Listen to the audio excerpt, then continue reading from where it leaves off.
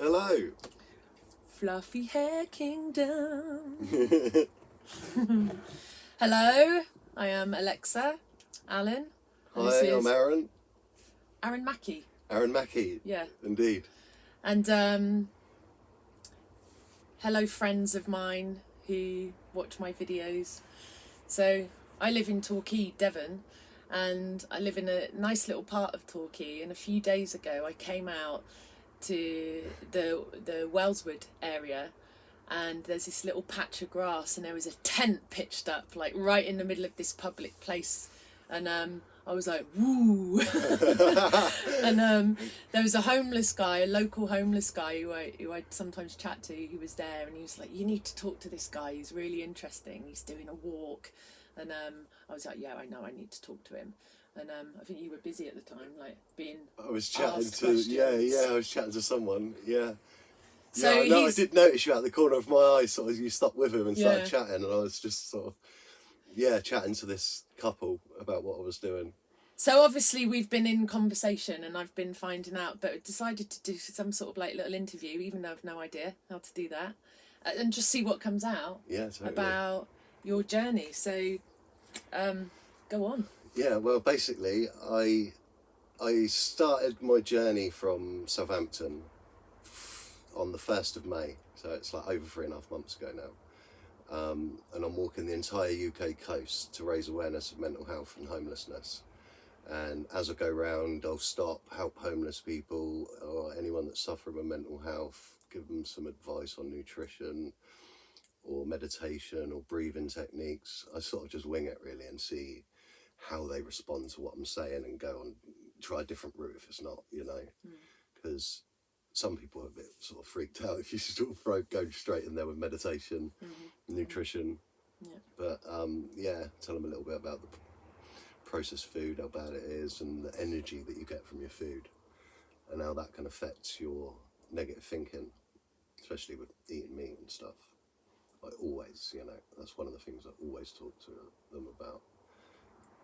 The fact that when I stopped eating meat, all of my negative thinking went away with it. Wow. And it's just profound, really. Yeah. So I was asking you, how come? What happened? What was it that happened? Yeah, That totally. got you onto this path, and it all starts with this amazing spiritual awakening. Yeah. So yeah. are you up for sharing about that? Totally. Basically, it's just over a year ago. I couldn't tell you the exact date without looking back through my Facebook posts, sadly. But yeah, I started meditating. I started distilling my water, changed my diet, and it was like, at first, my IBS went away, which had the runs pretty much for 20 odd years, and that all stopped. And I was sort of going normally. I was like, that was the biggest shock for me. I was just like, I couldn't believe it. I didn't, I was like, I was trying to help sort of my depression and anxiety when I started the diet and nutrition road. And yeah, it was just like all of this spiritual stuff was happening. I was feeling more connected to everything. Started doing different breathing techniques, following the Wim Hof method, and I was following cold showers and stuff. Cold water therapy, breathing techniques, and I was following Sadhguru, a lot of his meditations, and his general listen to his talks on spirituality and stuff like that.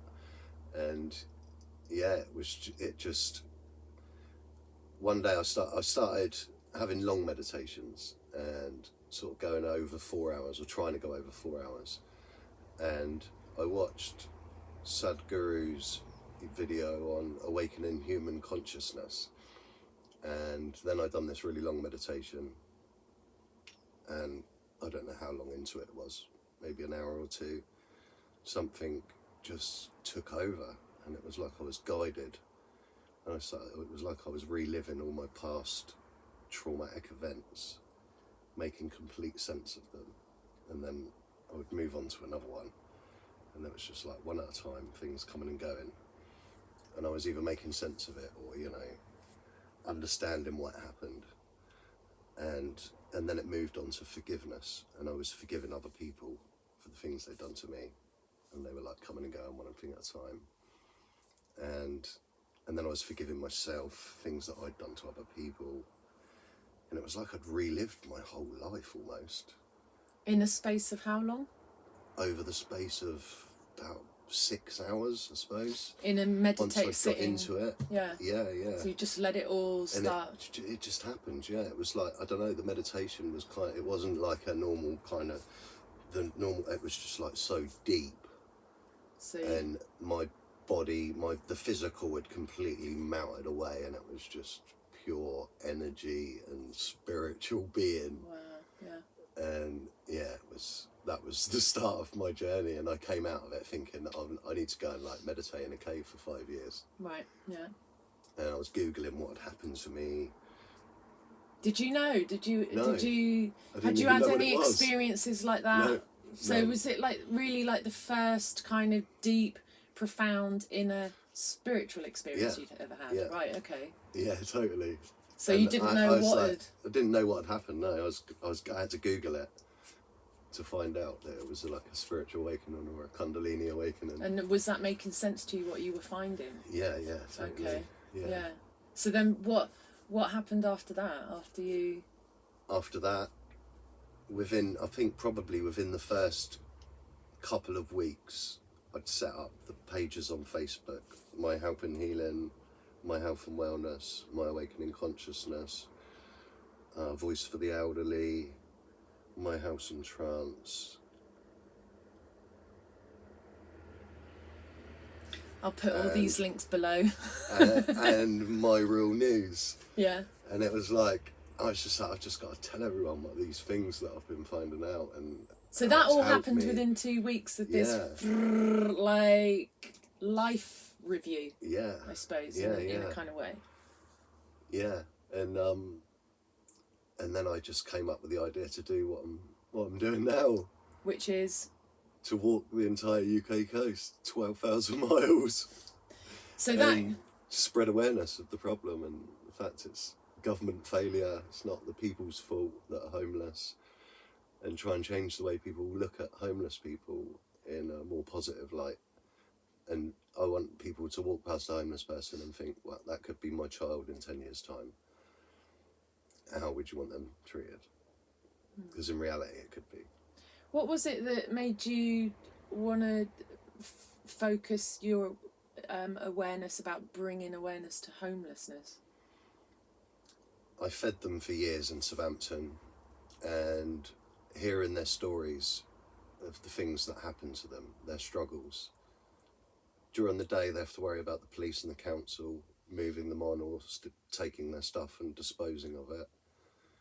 And at night they have to worry about the drunks beating them up or spitting at them, peeing on them, setting fire to their stuff. They get beaten up. Yeah, it's horrendous what they go through. And yeah, that was what it was. It's like I just got fed up of it. I just thought we've got to do something needs to change. So you'd kind of been involved, you'd been putting yourself in situations and communicating with homeless people for quite a while before your awakening. Yeah. And what about the mental health? Was that part of your journey? Well, I think it goes hand in hand with homelessness and addictions, which, you know, I've been through. I've not been homeless, I've had addictions in the past, which I've overcome. And I've also had jobs where I've helped young people, you know, information and advice sort of centre for young people, and I've done youth work, and I've always liked the challenge of trying to help anyone that's struggling, you know, and I suppose because I struggled, so yeah. I have a question, like, because it's help and healing. Where does the healing bit come in? Is that something that was new? Or no, I mean, was it? When the reason I started looking into nutrition, health and nutrition, because I was suffering from anxiety and depression, and that was how I was trying to overcome it, because I'd been on tablets for years. I knew they didn't work. So yeah, it was just a different route really. I watched a couple of videos, and one of the eye-opening ones that I'd watched was Fat, Sick and Nearly Dead. It was a guy about juicing and how he saved himself and cured himself of all kinds of illnesses, and he was, you know, he was pretty much on death's door at the time, and it was the profoundness of that and how it impacted him, and how he then went travelling and wanted to tell everyone about what he discovered. Didn't he go around with a juicer in his car? Yeah, that's I've what, seen it. Yeah, making and smoothies. like, I mean, he was in, I think he was in Australia, and he met this guy in America, and he wasn't ready at the time, but he was in exactly the same position that he was in when he started. You know, he was on death's door. He was obese, and had all these different conditions, the same as what this guy had. And he said, look, if you ever need me, just call me. And he was back in Australia, and this guy called him, and he was like, right, I've got to go and help this guy. He's ready for the help now. So he flew back to America, helped this guy, and this guy became like an advocate for this juicing, and he done the same thing, and he travelled around with the story, and you know, he ended up like, he was like going out for regular daily runs, and he was fit as a fiddle. Yeah. So was it kind of his part of his story that was inspiring you to think of the walking? Ah, yeah. Well, no, not necessarily. No. It was the part I could heal myself with nutrition. Okay. And you know, maybe he dropped the seeds about the travelling. Yeah, maybe. Yeah, maybe it was. I mean, to be honest, I think it was the spiritual awakening that made me feel I've got to do more. Well, how can I do more? How can I take this to the next level? Yeah. And because that gave me the confidence to be able to do that, where I didn't have the confidence before. It gave you the movement, like the woof. Well, it's like my whole brain got aligned pretty rapidly, because I was saying like the other day, like for me, my spiritual awakening, which kind of like really started happening in 2006, and why I would say it was 2006 is because that was when I decided I want to heal the type 1 diabetes, and I need to do it through diet. So I went on this bombastic diet for a year, not 1 grain of sugar, no carbohydrate, no root vegetables, no like heavy fruits, no wheat, no meat, no dairy, no nicotine, no alcohol, no drugs, no coffee, no tea, no nothing. And little did I understand at the time the purification process I was going through. And then I started studying mysticism and diving deeply into that. But come early 2008, I had a monumental breakdown because of all the energy that I couldn't ground, and I was in a state of sort of psychosis leading up to that, and it was very bipolaronic for me, like the following years, very, very, very poorly with mental health, and still struggling and dealing with that now. That's still my journey now. It's just that it's more familiar to me now. Yeah, no, totally. I mean, I still have days where I won't put my sign out saying what I'm doing, because I'd just rather be on my own in my own space. And I just don't feel like talking. But I think that's just natural. Everyone of course. like you need to like go within to get bigger. Yeah. Like you said earlier. I know. It's bizarre, isn't it? Yeah. How my perceptions have changed, and like. And I think that's what. How can you go inwards and things get bigger? It's like, that's just how it is. That's how it is. And, you know, paradox. The realization of things like that, and like the fact that we're just all connected with everything in the universe. What I find really courageous about what you're doing is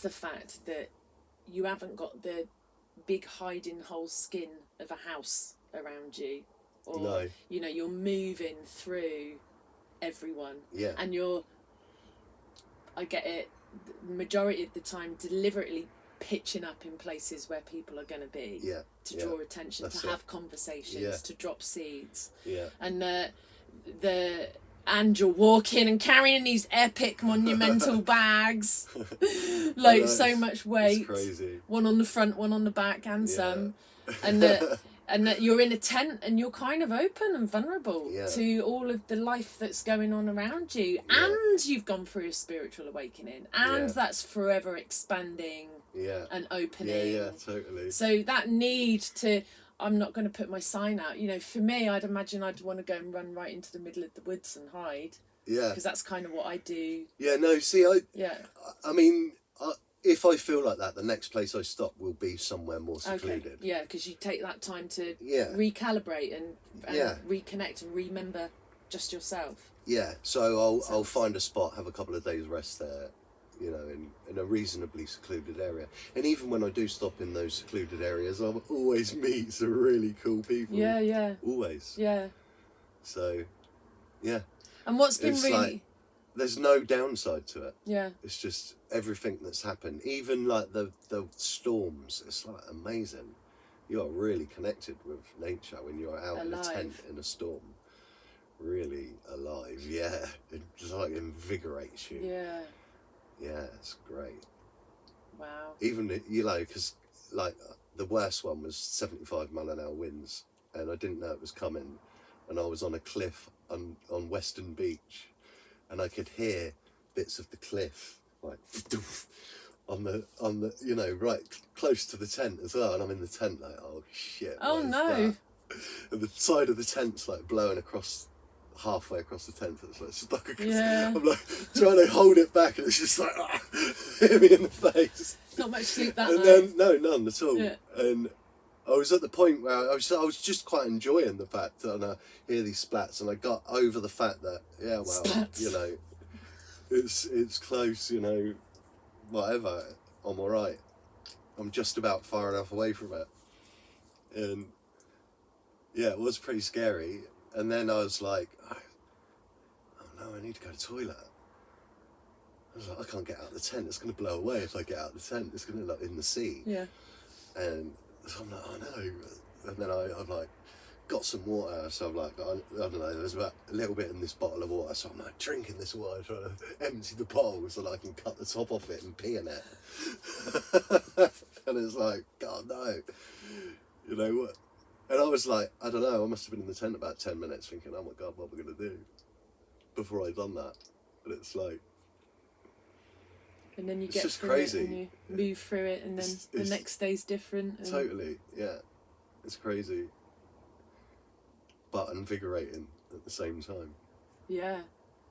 So there's so many different layers going on to what you're doing, isn't there? Because there's all of that, you like doing the walking and being out in nature and connected to that, but all the connections that you're making with people. Oh yeah. And I all mean, of... I'd lost my faith in humanity before I started the walk, and every day since I've started it, I've gained it back over and over and over again. It's like everybody out there is lovely, amazing, trying to do the right thing, wanting to help people, wanting to spread love. And I think we've been led to believe that that's not the case. If we watch too much TV and too much news, you tend to see the world very negatively and I mean, you think I've been out 3.5 months and I've left my tent with all my stuff in it every day, gone off for walks to shops or cafes or whatever, and it's been safe every day. And I wouldn't have thought that would have been possible. Or like we came back yesterday and there was money outside. Exactly. That someone's put there. And probably multiple people had put that there. Yeah. And then multiple people had seen it there and left it. Yeah. Yeah. Which just goes to show that that's right. One thing I've observed as well, because this is like my neighbourhood that you're in, and you know, I've sometimes thought about busking on that same patch of grass. For some reason, I don't really know why I haven't done it yet. Maybe it'll happen at some point. But for me to see a tent pitched there, it's just like, yes, like I'm like, who is this? I remember you saying that. Yeah. That was your first thing you said. It was like, yes. Oh, it's like a symbol of freedom. Yeah, totally. You know, and it is for me as well. Yeah, it's like, you don't have to hide away in a doorway in a tent in a sleeping bag. You know, in the winter, you can put a tent up somewhere. And I love the way that you've got, and you said you didn't always have this there, but Aaron's got a little sign pitched like about 3 meters away from the tent on the path where people might walk past, just introducing himself and saying, you know, I'm doing a 12,000 mile walk to raise awareness for homelessness and mental health. And what I observed is that people walking past, because they're clocking the tent and they're clocking you, and then they're seeing this sign, and it's like the little bridge. Yeah. It's the little stepping stones to enable people to, oh, I'm going to have a conversation with this dude. Yeah. Rather than step back and be separated and wondered what's going on. Yeah. And because you've got no defense in you, because you're just open, and because you're so full of that desire and that light to assist and serve people, you're very approachable to people. And this is like the people, the local people that live in the environment, the homeless guys that move around the environment, all the other people in between. What I've been observing is all these beautiful little gatherings or connections, or like what you said, like for those homeless people, like Aaron's been getting them food and doing little barbecues and just bringing them together. And I sat with you last night with Keely and the beautiful, amazing dog, Chief. It's beautiful. And I felt like really like honoured and blessed to have like you really that's like exactly how I felt. But you're kind it's of a like blessing. You're behaving a little bit like the guardian of the homeless and the kind of the bridge between, you kind of making it more safe for people to feel like it's okay to mingle. And for that moment you've got your little shelter space. You just claim this little bit of land here for this moment, for this shelter, for these interactions, and make under a beautiful tree, you know, and keeping it tidy, and the dog there, and just open human sharing and communication and giggles and laughs and some funny happenings and shit were going on, weren't they? It was a really, really good night. And just like different, you know, we're all different people, but all just really, and I really see you doing that beautifully. It's the thing that I love about it is when you can see for that moment they don't feel different or homeless or rejected from society. It's all about they feel welcomed, they feel open, you know, and comfortable to talk about their problems or what they're going through. And that's just magical. It really is. And you're really open as well, so you're inquiring into them and allowing the space for them to offer their truth and their story without judgment. You know, you're doing that as well. And I just love it. I really do. I say to them, I get more out of this than you do when I'm helping people, because I know I do. It's love feeds the soul. And you know. But for me, as an outsider looking at it, it's seeing how energetically you're behaving as this mediator. It's like a mediator position between the apparent them and us, which doesn't exist anyway. You know, breaking that down. Breaking down that fear. Yeah, people are scared. They've been, you know, everybody's living in fear. And that's the difference between me and them. They're living in fear and I'm not. And that's what true freedom is. For me, true freedom, living without fear. Being fearless, is that free. a result of your spiritual awakening, or were you like that before? You know, I think I've always been a little bit fearless. I've always liked, you know, dangerous sports, skateboarding and rock climbing, abseiling. You know. Monopoly. Yeah, totally. Monopoly, well, that's pretty dangerous. Especially played in a family environment.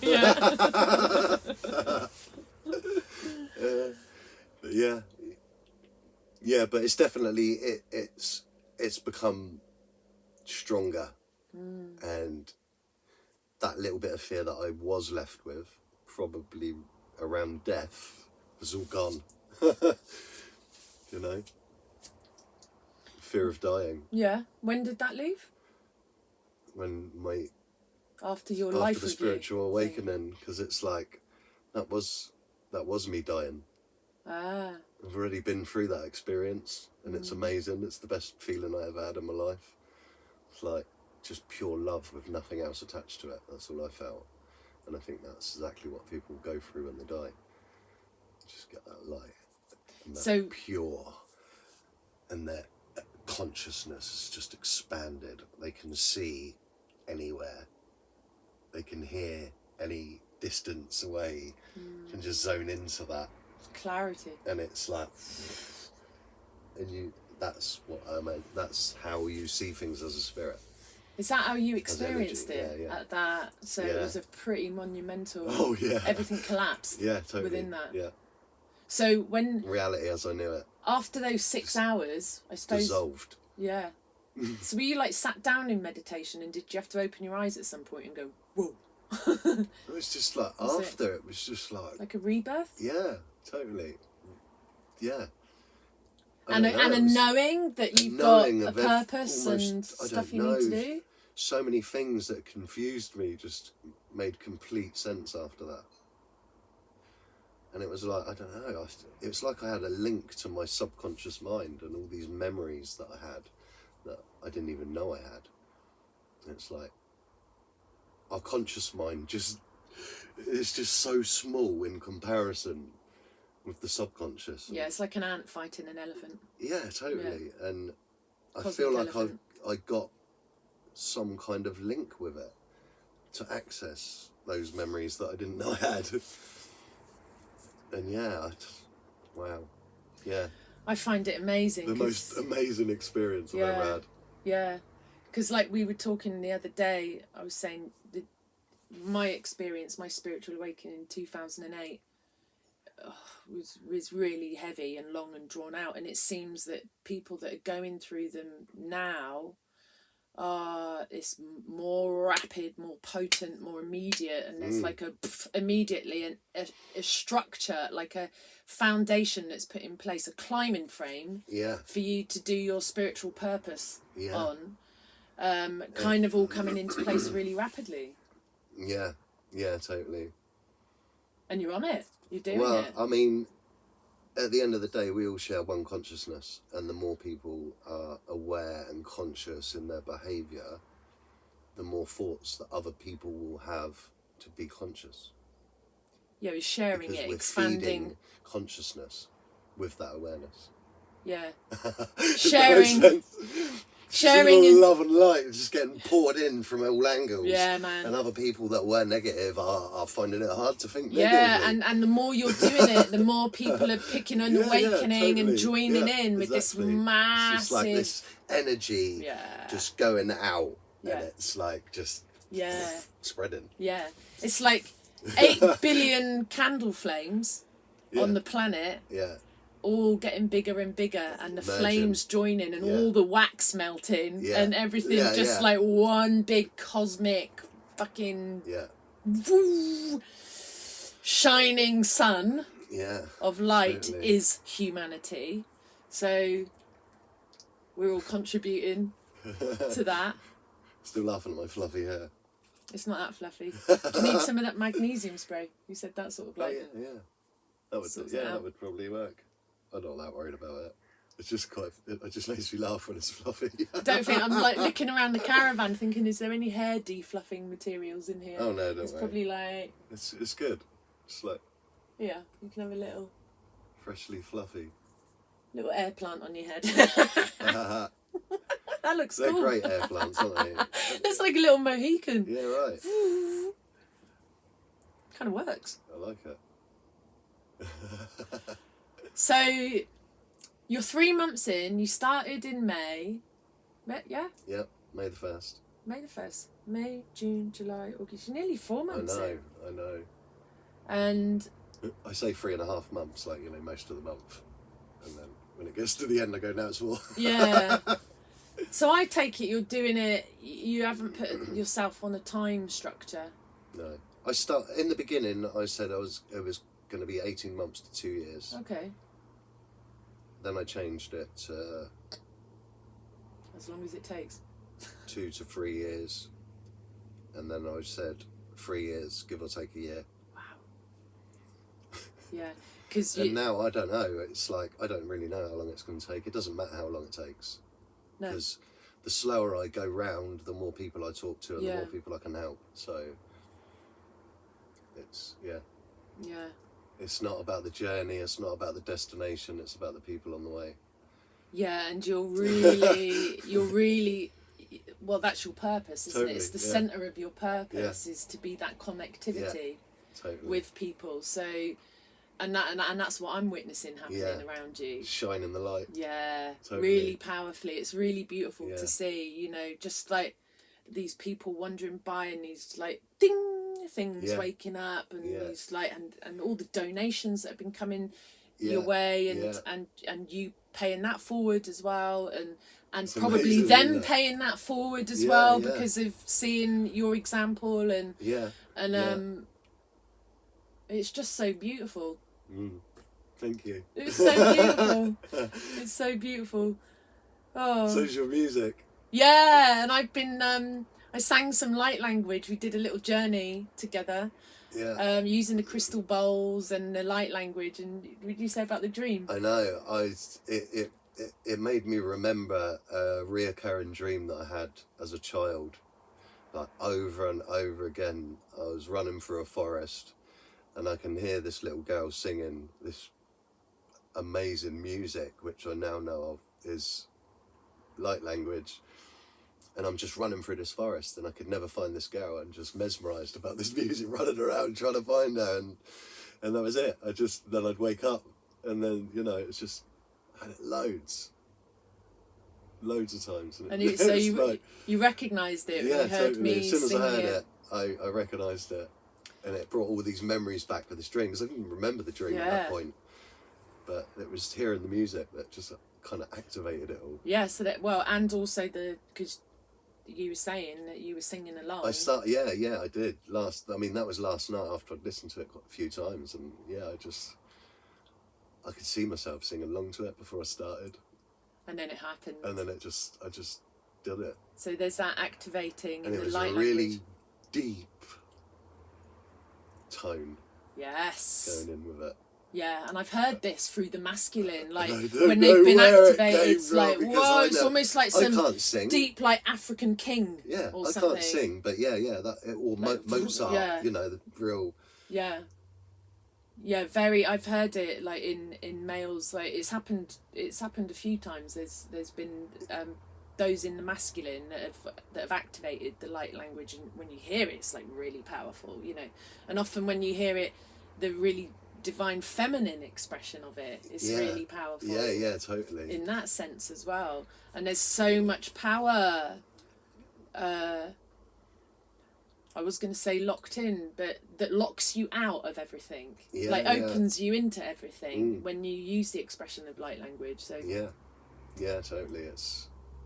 It's profound. I don't know. It's still. I still find it bonkers. You said bonkers on 3333. Excellent, love that. But it is. It's totally bonkers. The whole journey. Yeah. Yeah. Totally. It's like all these memories of singing in languages I don't know, or that we all know, and it's like it's almost I don't know. It's like ingrained in our DNA somewhere. Our divine natural attributes. Yeah, totally. DNA. Yeah, it's in there. It's it's our pure source code. I wish I could sing. Sonic. I'd be like all over it. Well, you probably can. No. It was on, weird because when you wait. When you were singing it and I was kind of singing along with it, I felt like I sounded in tune. Yeah. But then when there was no music and I tried to do it again, it sounded really bad. Well, maybe you're just meant to sing along with something else, and maybe that'll drop away at some point. Yeah. Or not. Yeah, no, totally. It'll just be how it's... Who knows? Who knows? Who knows? Anything's possible. Everything's possible. Everything is. It's like... Already. Totally. Yeah. So, you're in Torquay now. I suppose you just go by every moment. Yeah. Like when you're gonna... Well, I pulled my calf muscle, so, which is why I've been here for multiple days. I was just going to rest it up until it got better. Until it drops a plant on your head. But yeah, it's not really got that much better, so I'm probably just I was gonna start walking on it today, just see how it goes. Go a little way, probably just down to the beach, find where the nearest toilets and stuff are, and assess it from there. So I'm kind of thinking, like, it's nearly September, October, November. So you're gonna walk like the whole of the coast of Devon and Cornwall. Yeah. And then North Cornwall. Yeah. And then all the way. Then so Wales. You know, anyone who's watching this, like today, I think it's the 25th of August. You know, I'm going to put all of Aaron's like links below this video, so you can like find him and follow him and be aware that he might be in your environment at some point. Yeah, totally. Through the autumn and winter. Yeah. No, and if anyone wants to come out, have a chat, you know, have a cup of tea, coffee, whatever, learn some breathing techniques or meditation, or talk to me about what I'm doing, or point me in the right direction of where your local homeless people might be, so I can go and try and find them and help them. Yeah, anyone's welcome to come and say hello, stop for an evening or whatever, come bring your tent, walk for a couple of days, you know. This is what I say, anyone's welcome, come and join me for a little while. Yeah. Beautiful. I'm going to do a little bit of light language. Excellent. With the intention of just it serving what's of the highest in this moment. Captured moment, time doesn't exist. Eternal moment of now. Yeah.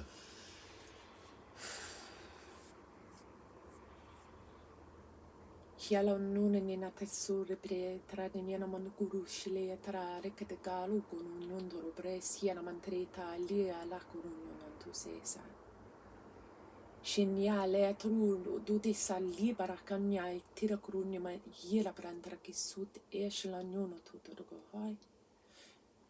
Sonien tra frima alla bruna mantruko ushuatire kaleata santa. Shinyela kiapadur kuso prenya tirka kitro kusuru freta scientica lugnete. Sonda tirku bruni mani hiera rutru siberin tarki kitkarai. Shinyela kruta skurunya nende tek kiro urkununo manchili tarki. Hiera kurununo rutru suruche. Hiera katia tarka.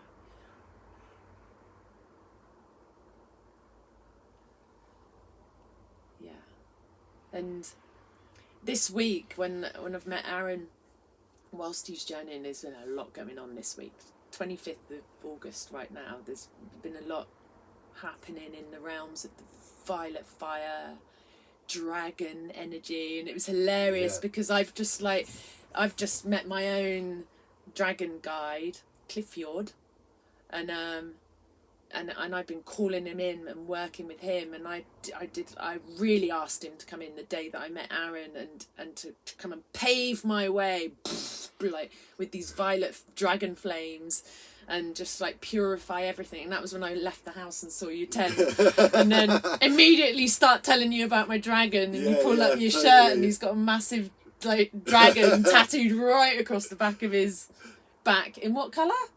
There's no colour in it yet. It's not. It's like, what's the outline? It's like a... It's just shading. Yeah. Yeah, it's like a huge... Yeah. Can't really see it in the light, but... No, it's difficult to see because it's not... It's a big dragon anyway.